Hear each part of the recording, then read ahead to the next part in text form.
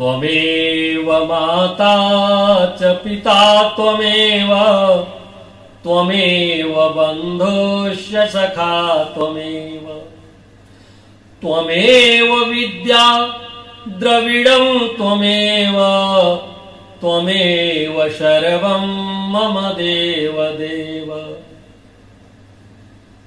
त्वमेव सर्वं मम देव देव। कौन ऐसे देव हैं जो माता भी है, पिता भी है, बंधु भी है, सखा भी है और सारे देव। मित्रों, अगर कोई ऐसा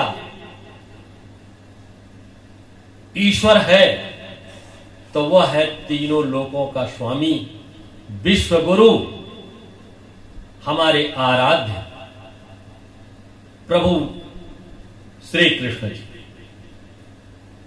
उनके चरणों में प्रणाम करने के उपरांत आप सबको मेरी बहुत बहुत मंगल कामनाएं। हम लोग श्रीमद् भगवत गीता की यात्रा पर चल रहे हैं। इसके पूर्व हमने कुछ श्लोकों की व्याख्या की है, जिसमें हमारी संख्या 18 तक पहुंच चुकी है। आज हम लोग 19वें श्लोक से लेकर के 23 श्लोक तक की व्याख्या करेंगे। भाइयों, थोड़ी देर के लिए हम आपको ले चलना चाहते हैं कुरुक्षेत्र के मैदान में, जहां 18 अक्षौहिणी सेना आमने सामने है और प्रभु अपने रथ पर आरूढ़ होकर के सारथी बनकर के अर्जुन के अचानक मैदान में आ जाते हैं। और उस समय का दृश्य है। मैं 4 पंक्तियां प्रस्तुत करता हूं। पार्थो वदे रथ हाकन को, बन सारथी आई रहे अधुराई, और पीत पटी लहरई फाहरई, रथ हाकत डोर उठाए उठाई, और पार्थ से बात कर रही मुस्काई के, माधव की लखी सुंदरताई, और सोच लगे मन ही मन भीषम, ध्यान लगाई की बाण चलाई। यह है युद्ध स्थल का दृश्य। भीष्म पितामह जी स्वयं असमंजस में पड़ जाते हैं कि मैं तो युद्ध करने आया हूं और भगवान का साक्षात ऐसा स्वरूप देख करके मैं तो स्वयं हतप्रभ हूं और मुझे ध्यान लगाना चाहिए। यहां पर बाण चलाने का कोई औचित्य ही नहीं हो रहा है। अर्थात भीष्म पितामह जी विजय वहीं सुनिश्चित कर देते हैं और विजय सुनिश्चित होने का मित्रों एक कारण और है। कारण यह है कि भगवान श्री कृष्ण को जिसने अपने सारथी के रूप में, अपने मित्र के रूप में चुनाव कर रखा है, वह कितना बुद्धिमान है। और जाके रथ पर केसो, ताको कौन अंदेशो, अपने कर्म के अनुसार दुर्योधन भगवान की सेना का चुनाव करता है और अर्जुन स्वयं भगवान का चुनाव कर लेते हैं। गोस्वामी जी ने बड़े अच्छे शब्दों में लिखा है कि कोई किसी का सुख दुख को देने वाला नहीं है। अपने अपने किए हुए कर्मों के फल के अनुसार ही सुख दुख हमारे जीवन में आते हैं। क्योंकि गोस्वामी जी लिखते हैं, काहू न को सुख दुख कर दाता, निज कृत कर्म भोग शव भ्राता। अपने अपने किए हुए कर्मों के फल का भोग करने के लिए इस समय कुरुक्षेत्र के मैदान में बिगुल बज चुका है, सिंहनाद हो चुका है और शंख की ध्वनि गूंज रही है। उस शंख की ध्वनि से ही स्पष्ट हो जा रहा है कि इस प्रकार की ध्वनि के द्वारा विजय सुनिश्चित हो चुकी है। आइए एक मित्र के रूप में हम अर्जुन के साथ में भगवान को सेवा भाव से देखते हैं कि मित्र कैसे मित्र के साथ में अपने कर्तव्य का निर्वहन कर रहा है। क्योंकि आपके साथ में मित्र तो बहुत हो सकते हैं, हुआ है दिखावा के लिए। Everyone that flatters thee is no friends are misery. Words are easy like the wind. Faithful friends are hard to find. अच्छे मित्रों का मिलना जीवन में अत्यंत कठिन होता है और जिसको साक्षात तीनों लोगों के स्वामी मित्र के रूप में मिल जाए उसके भाग्य का क्या कहना है। धन्य है हमारे ऐसे अर्जुन जिनका जीवन धन्य हो गया। मित्रों, आगे 19 श्लोक की क्रम संख्या में हम देखें, व्याख्या करते हैं। सा घोषो धार्तराष्ट्राणाम हृदयानि वेदारयत नभश्च पृथ्वीम चैव तुमुलो अभ्युनादयन। सा घोषो धार्तराष्ट्राणाम हृदयानि वेदारयत। कौन सा घोष है, कौन सी ध्वनि है? वो है शंख ध्वनि। शंख ध्वनि के उद्घोष से ऐसा वातावरण बन गया कि धृतराष्ट्र के पुत्रों का अर्थात कौरवों का हृदय विदीर्ण हो गया। आकाश तथा पृथ्वी में इतना उद्घोष हुआ, इस तरह का वातावरण बन गया कि विजय वहीं पर सुनिश्चित हो गई। मित्रों, हम किसी चुनाव में यदि जाते हैं, हमारा वर्ण होना है, मान लीजिए हम साक्षात्कार में कहीं जा रहे हैं, तो हमें ऐसी तैयारी से जाना चाहिए जहां हम सामने वाले को जीत करके आए। पांडवों की तैयारी ऐसी ही है और हमें अपने जीवन में उसी तैयारी की नकल करना है। हमें प्रेरणा लेनी कि अपने जीवन में किस प्रकार से हमें तैयार होकर के जाना चाहिए। आइए क्रम संख्या 20 श्लोक में देखते हैं।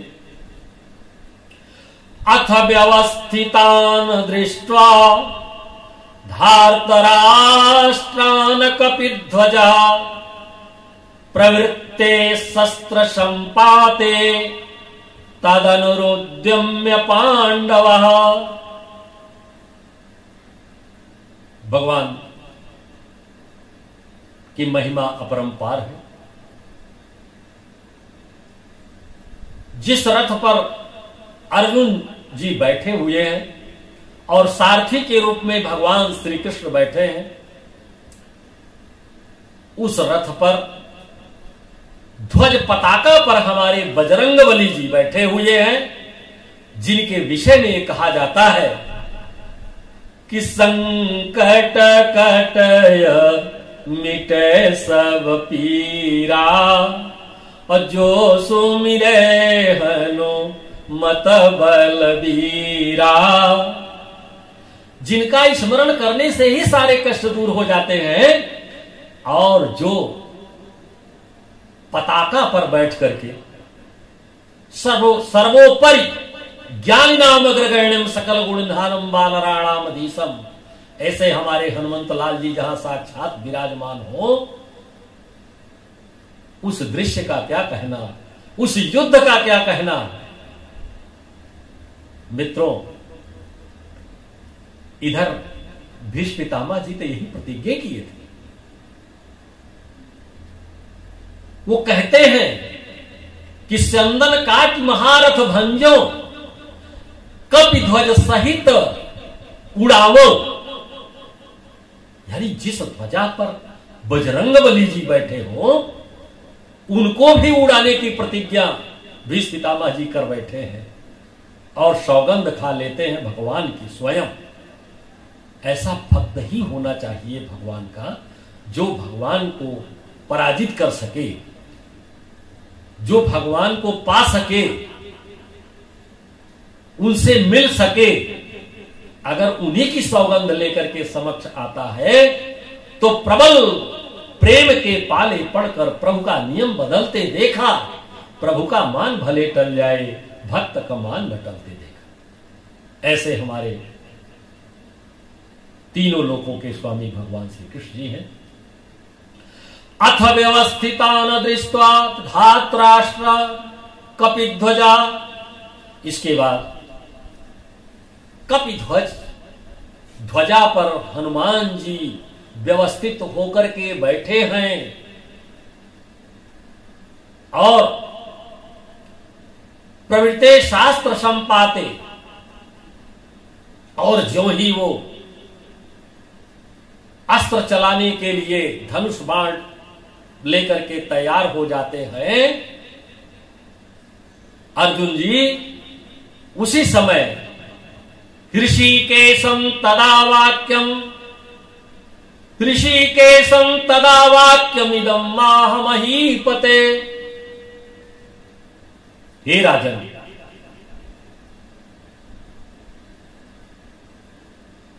भगवान श्री कृष्ण से अर्जुन ने यह वाक्य कहा। क्या कहा? आगे अर्जुन उवाच, अर्जुन जी भगवान श्री कृष्ण कहते हैं, और ये सारा दृश्य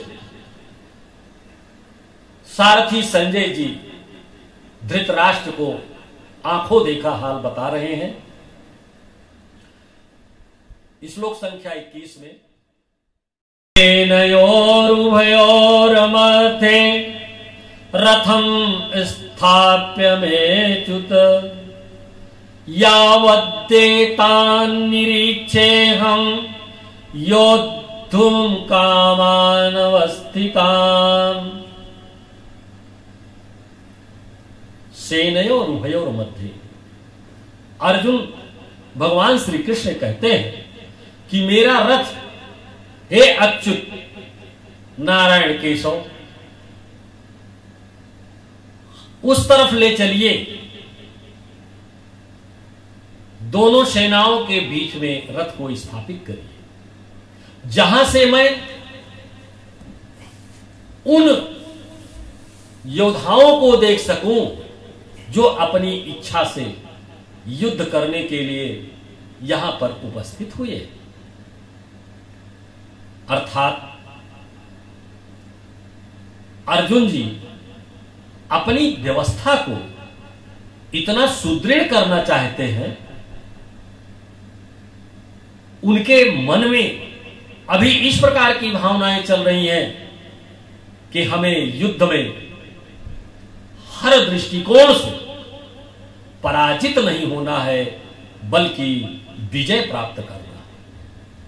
अपनी सैन्य व्यवस्था का संचालन स्वयं अपने साध्य की तरफ बढ़ते हुए कर रहे हैं।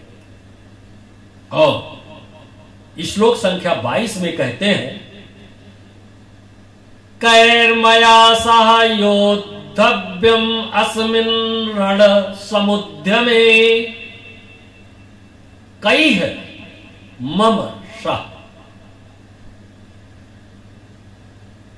कई है। किसके साथ में, कौन कौन मेरे साथ में युद्ध करेंगे, मैं उन योद्धाओं को भी देखना चाहता हूं, क्योंकि भली भांति जब तक मैं उनको देख नहीं लेता तब तक मैं युद्ध के लिए पूर्ण रूप से तैयार नहीं। और ये हमारी नीति भी कहती है कि जब तक हम दुश्मन के सारे दरवाजे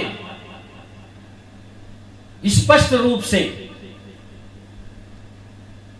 न देख लें तब तक हमें युद्ध के लिए प्रवृत्त नहीं होना चाहिए, युद्ध में प्रवृत्त नहीं होना चाहिए।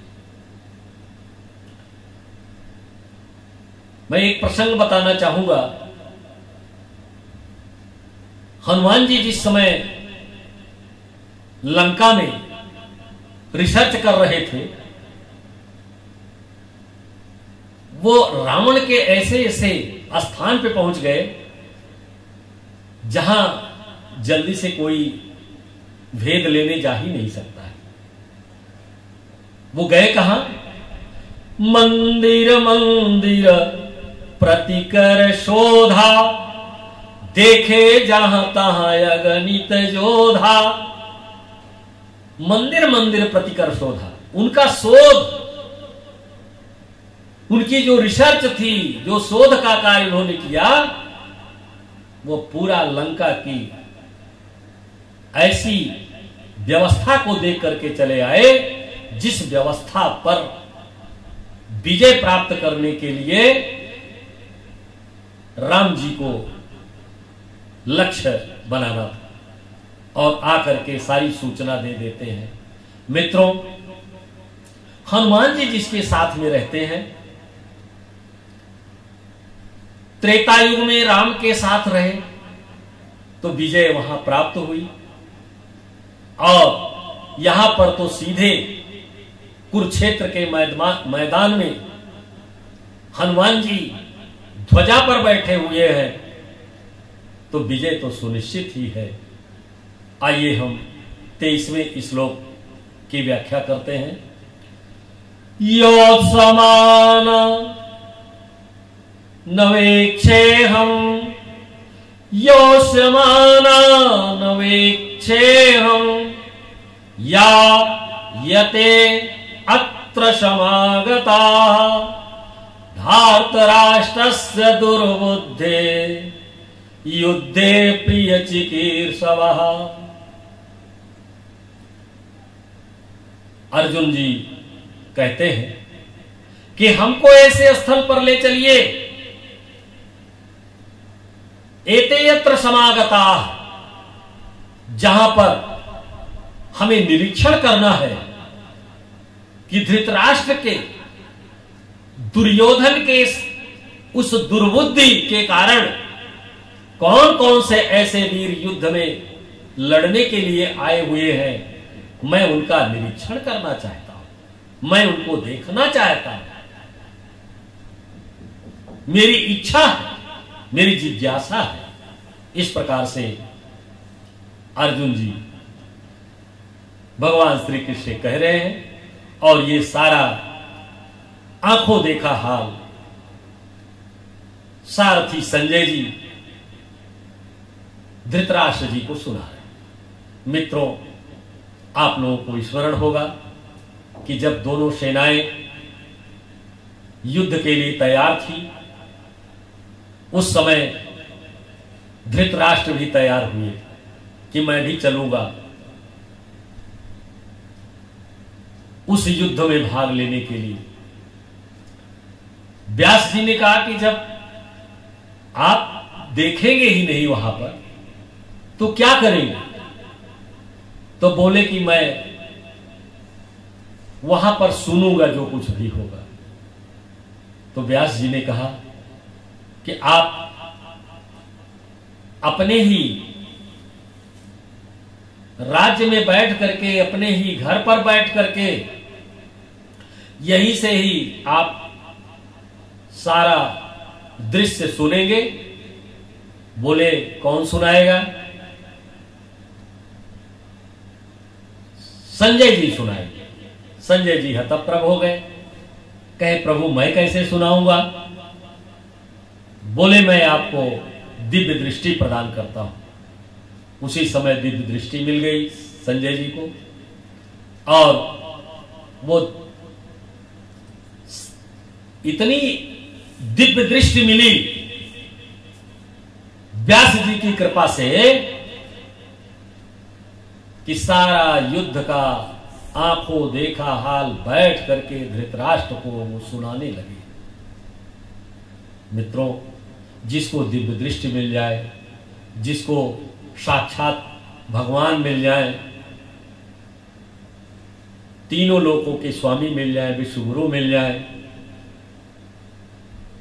सौभाग्य है उसका ऐसे क्षेत्र का, ऐसे युद्ध भूमि का जहां पर लोगों ने ऐसे प्रभु का दर्शन किया। हम अपने जीवन में भी जो हमारे जीवन के युद्ध रूपी कुरुक्षेत्र संघर्षों के चल रहे हैं, उन संघर्षों में हम किस प्रकार से विजय प्राप्त करें कठिनाइयों से, ये हमें आपको लेना है, प्रेरणा लेनी है।